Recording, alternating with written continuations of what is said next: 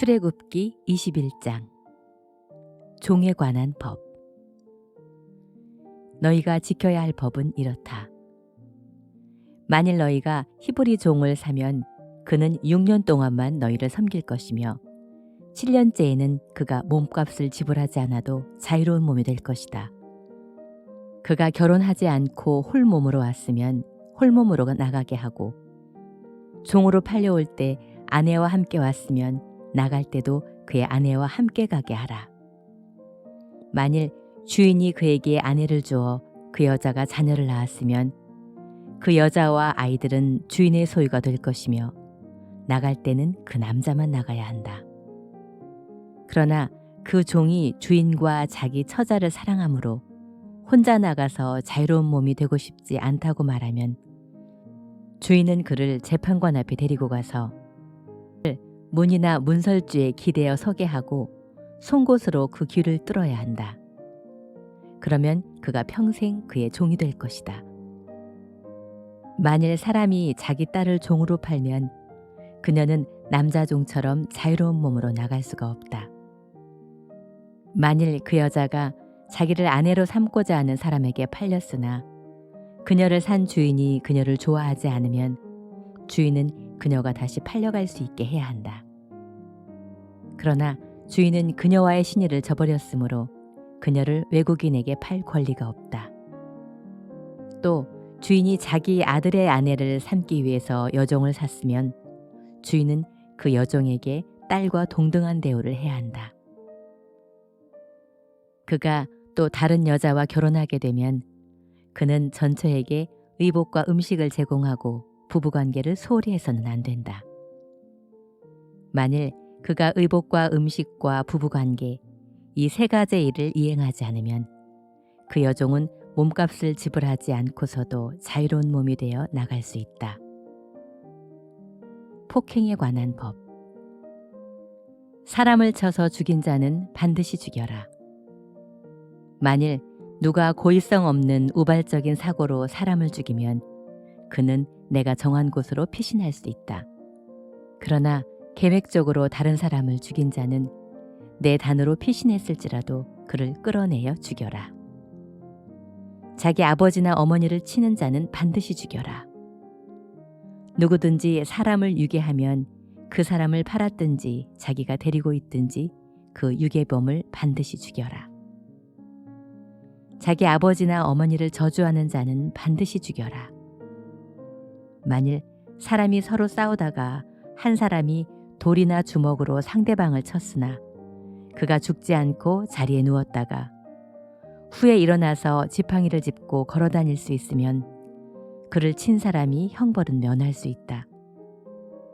그러나 그는 피해자에게 그동안의 손해를 보상해주고 그가 완치될 때까지 치료비를 부담해야 한다. 어떤 사람이 남종이든 여종이든 매로 자기 종을 쳐서 그 종이 당장 죽으면 그는 반드시 형벌을 받아야 한다. 그러나 그 종이 하루나 이틀 안에 죽지 않으면 그는 형벌을 받지 않아도 된다. 이것은 종이 주인의 재산이기 때문이다. 사람들이 서로 싸우다가 임신한 여자를 다치게 하여 낙태하게 하였으나 다른 상처가 없으면 가해자는 그 여자의 남편이 요구하는 대로 피해 보상을 하되 반드시 재판관의 승인을 받아야 한다. 그러나 그 여자가 다른 상처를 입었으면 생명은 생명으로, 눈은 눈으로, 이는 이로, 손은 손으로, 발은 발로, 화상은 화상으로, 상처는 상처로, 타박상은 타박상으로 갚아라.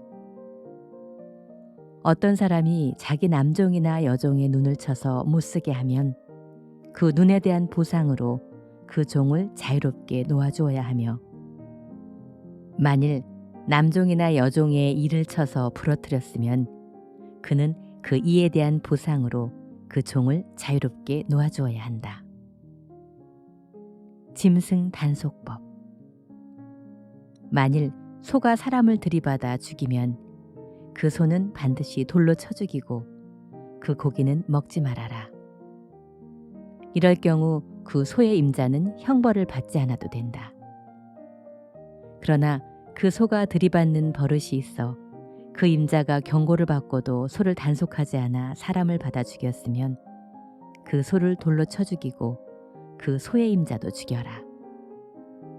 그렇지만 피해자 측에서 보상금을 요구하면 그는 보상금을 지불하고 자기 생명은 구할 수 있다. 이 법은 소가 나이 어린 아이들을 들이받아 죽였을 경우에도 동일하게 적용된다. 만일 소가 남종이든 여종이든 남의 종을 받아들여 죽이면 소임자는 그 종의 주인에게 은 약 340g을 주어야 하며 그 소는 돌로 쳐 죽여야 한다. 어떤 사람이 구덩이를 열어두거나 구덩이를 파고 덮지 않아 소나 나귀가 거기에 빠지면 그 구덩이 주인은 짐승 임자에게 손해배상을 해야 한다. 이럴 경우 죽은 짐승은 그의 것이다. 어떤 사람의 소가 다른 사람의 소를 들이받아 죽이면 두 사람은 산 소를 팔아 그 값을 반반씩 나누고 죽은 소도 똑같이 나누어라.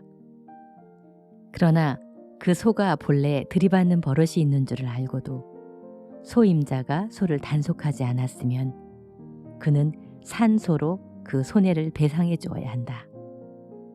이럴 경우 죽은 소는 그의 것이다. 누가복음 24장. 다시 살아나심. 안식일 다음 날 이른 새벽에 여자들이 준비해 두었던 향료를 가지고 무덤에 가보니 무덤을 막았던 돌은 이미 굴려져 있었다. 그들이 무덤 안에 들어가 보았으나 주 예수님의 시체는 보이지 않았다. 어떻게 된 일인지 몰라 당황하고 있는데 갑자기 빛나는 옷을 입은 두 사람이 나타나 그들 곁에 섰다. 여자들이 무서워서 얼굴을 땅에 대자 그 사람들이 이렇게 말하였다. 왜 살아계시는 분을 죽은 사람 가운데서 찾느냐? 그분은 여기 계시지 않고 살아나셨다. 전에 갈릴리에 계실 때 너희에게 하신 말씀을 기억해 보아라. 나는 죄인들의 손에 넘어가 십자가에 못 박히고 3일 만에 다시 살아나야 한다고 하시지 않았느냐?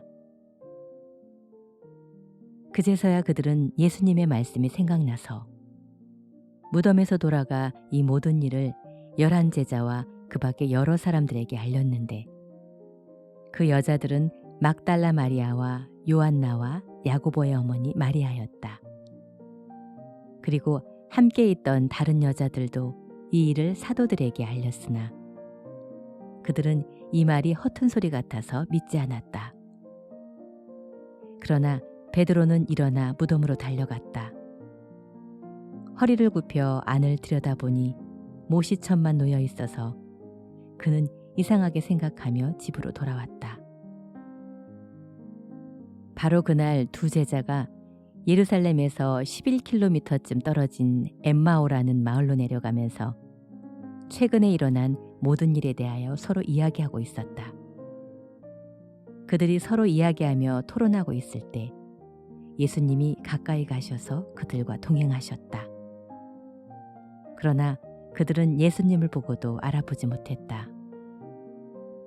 예수님이 그들에게 너희가 길을 가면서 무슨 이야기를 하고 있느냐 하고 물으시자 그들은 슬픈 표정을 지으며 멈춰 섰다. 그때 글로바라는 사람이 예수님께 당신은 예루살렘에 있으면서 최근에 일어난 일을 혼자만 모르고 계십니까? 하였다. 그래서 예수님이 무슨 일이냐 하고 다시 물으시자 그들은 이렇게 대답하였다. 나사렛 예수님에 대한 일입니다. 그분은 하나님과 모든 백성들 앞에서 행동이나 말씀에 능력 있는 예언자였습니다. 그런데 대제사장들과 우리 지도자들이 그분을 넘겨주어 사형 선고를 받게 하고 십자가에 못 박았습니다. 우리는 그분이 이스라엘을 구해주실 거라고 잔뜩 기대했었는데 말입니다. 어디 이뿐이겠습니까? 이런 일이 일어난 지 사흘이나 되었는데 우리 가운데 어떤 여자들이 우리를 깜짝 놀라게 했습니다. 그들은 새벽에 무덤에 갔다가 예수님의 시체는 보지 못하고 돌아와서 천사가 나타나 그분이 살아나셨다고 말하더라는 이야기를 해주었습니다. 그리고 우리와 함께 있던 몇 사람도 무덤에 가보고 여자들이 말한 것이 사실임을 확인했으나 예수님은 보지 못했습니다. 그래서 예수님은 그들에게 너희는 정말 미련하고 예언자들이 말한 모든 것을 더디 믿는구나. 그리스도가 이런 고난을 받고 자기 영광에 들어가야 하지 않느냐 하시고 모세와 모든 예언자들로부터 시작하여 자기에 관해서 모든 성경에 기록된 것을 그들에게 자세히 설명해 주었다. 그들이 가려고 하는 마을에 가까이 갔을 때 예수님이 더 가시려고 하시자 그들이 강력하게 권하며 저녁 때가 되어 날이 저물었습니다. 우리와 함께 묵었다가 가십시오 하였다. 그래서 예수님은 그들과 함께 묵으려고 따라 들어갔다. 예수님이 그들과 함께 식탁에 앉아 빵을 들고 감사 기도를 드리신 후 떼어서 그들에게 주시자 그들의 눈이 열려 예수님을 알아보았다. 그러자 예수님은 순식간에 사라져 보이지 않으셨다. 그들은 길에서 그분이 우리에게 말씀하시고 성경 말씀을 설명해 주실 때 우리 마음이 속에서 뜨겁지 않더냐? 하고 서로 말하였다. 그러고서 그들이 즉시 일어나 예루살렘으로 돌아가 보니 11제자가 다른 사람들과 함께 모여서 주님이 정말 살아나 시몬에게 나타나셨다는 이야기를 하고 있었다. 그래서 두 제자도 길에서 있었던 일과 예수님이 빵을 떼어 주실 때 그분을 알아보게 되었던 일을 이야기해 주었다. 그들이 이야기하고 있을 때 예수님이 직접 그들 가운데 나타나셔서 다들 잘 있었느냐 하고 말씀하시자 그들은 깜짝 놀라며 유령을 보는 것으로 생각하였다. 그때 예수님이 그들에게 이렇게 말씀하셨다. 왜 그렇게 놀라며 의심하느냐? 내 손과 발을 보아라. 나다. 자, 만져보아라. 유령은 살과 뼈가 없으나 보다시피 나는 살과 뼈가 있다. 예수님이 이 말씀을 하시고 손과 발을 보이셨으나 그들은 너무 기뻐서 오히려 믿지 못하고 이상하게 생각하였다. 그래서 예수님이 여기 먹을 것이 좀 있느냐 하고 물으시자 그들이 구운 생선 한 토막을 갖다 드렸다. 예수님은 그 생선을 받아 그들이 보는 앞에서 잡수셨다. 그러고서 예수님은 그들에게 내가 너희와 함께 있을 때 모세의 율법책과 예언서와 시편에 나에 대하여 기록된 모든 것이 이루어져야 한다고 너희에게 말한 것이 바로 이것이다 하시고 그들의 마음을 열어 성경을 깨닫게 하시고 이렇게 말씀하셨다. 성경에는 그리스도가 고난을 받고 죽었다가 3일 만에 다시 살아날 것과 또 회개하면 죄를 용서받는다는 이 기쁜 소식이 예루살렘에서 시작하여 모든 민족에게 그리스도의 이름으로 전파될 것이 기록되어 있다. 너희는 이 일에 대한 증인이다. 내 아버지께서 약속하신 성령을 내가 너희에게 보내겠다. 그러나 너희는 위에서 오는 능력을 받을 때까지 예루살렘에 머물러 있거라. 욥기 39장. 산에 사는 염소가 언제 새끼를 낳는지 내가 알고 있느냐? 너는 암사슴이 새끼 낳는 것을 지켜본 적이 있느냐? 그것들이 얼마 동안 새끼를 뱃속에 넣어 다니며 또 새끼를 낳는 때는 언제인지 내가 알고 있느냐?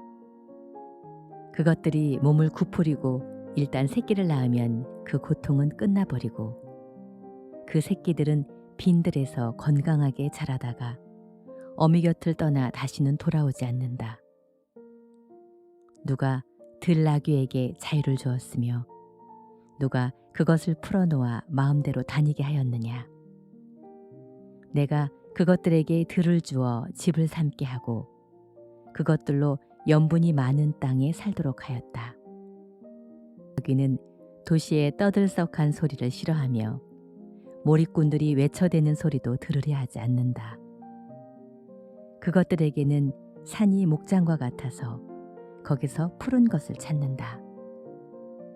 들소가 너에게 순종하며 너의 외양간에서 머물겠느냐. 내가 줄로 들소를 매어 밭을 갈고 썰매질을 할 수 있게 하겠느냐. 그것이 힘이 세다고 해서 너의 힘든 일을 덜어주리라고 생각하느냐. 내가 그것을 보내 곡식을 집으로 실어오게 하고 곡식단을 타작마당으로 모으게 할 수 있느냐. 타조는 웅장하게 날개를 치지만은 그 깃과 털에서 어미의 사랑을 찾아볼 수가 없다. 그것은 알을 땅에 그대로 버려두어 땅의 열로 데워지게 하고 누가 발로 밟아 그것을 깨뜨리거나 들짐승이 해칠 것을 생각하지 못하며 자기 새끼도 마치 제 새끼가 아닌 것처럼 무정하게 대하고 수고하고 애쓴 보람이 없어져도 그것에 별로 관심이 없다.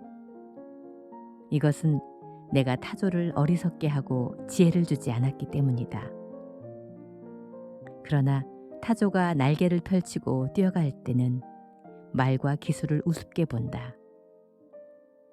내가 말에게 힘을 주고 흩날리는 갈기를 그 목에 입혔느냐.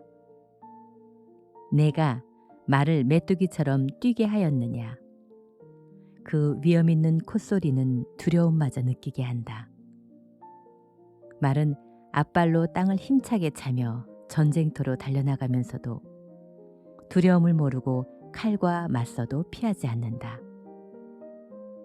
그 위에서는 화살통이 덜커덩거리고 긴 창과 작은 창이 햇빛에 번쩍거린다.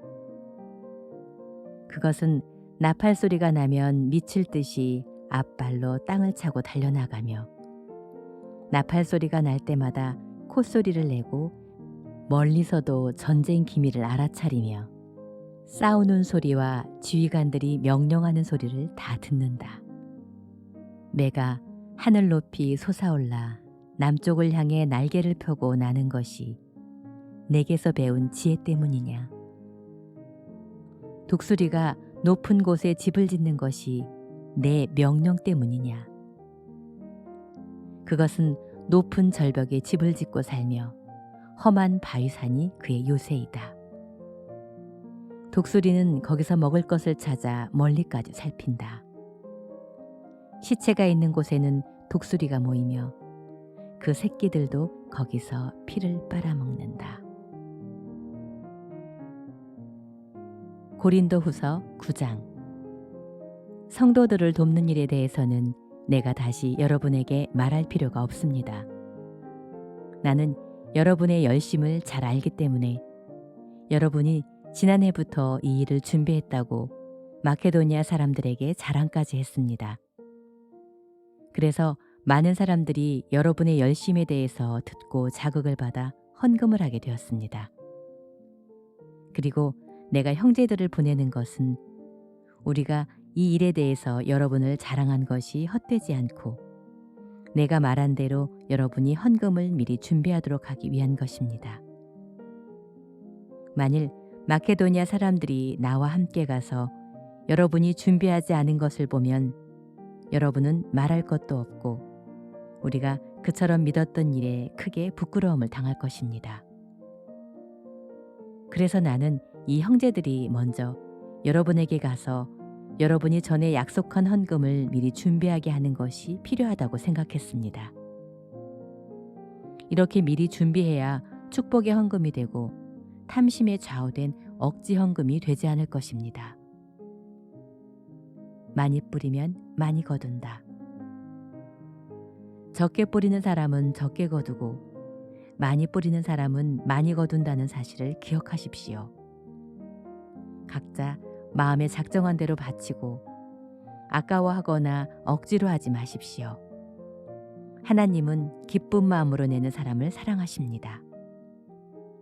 하나님은 여러분이 모든 일에 항상 풍족하여 선한 일을 많이 할 수 있도록 여러분에게 모든 은혜를 넘치게 주실 수 있습니다. 성경에도 그가 가난한 사람들을 후하게 구제해 주었으니 그의 의로운 행위가 영원히 남을 것이다라고 기록되어 있습니다. 농부에게 뿌릴 씨와 먹을 양식을 주시는 하나님은 여러분에게도 뿌릴 씨를 주시고 자라게 하셔서 여러분이 의의 열매를 더 많이 맺게 하실 것입니다. 그리하여 여러분은 모든 것에 풍족하여 후한 헌금을 하게 될 것이며 우리를 통해 그 헌금이 전해질 때 많은 사람이 하나님께 감사하게 될 것입니다. 이와 같이 돕는 일은 성도들의 부족한 것을 채워줄 뿐 아니라 하나님께 대한 감사도 넘치게 합니다.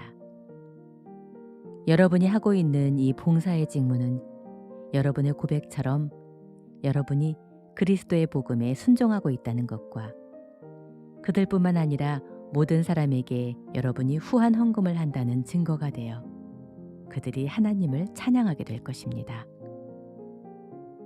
그리고 그들은 여러분에게 주신 하나님의 넘치는 은혜를 보고 깊은 애정을 가지고 여러분을 위해 기도할 것입니다. 말로 다할 수 없는 선물을 주시는 하나님께 감사를 드립니다.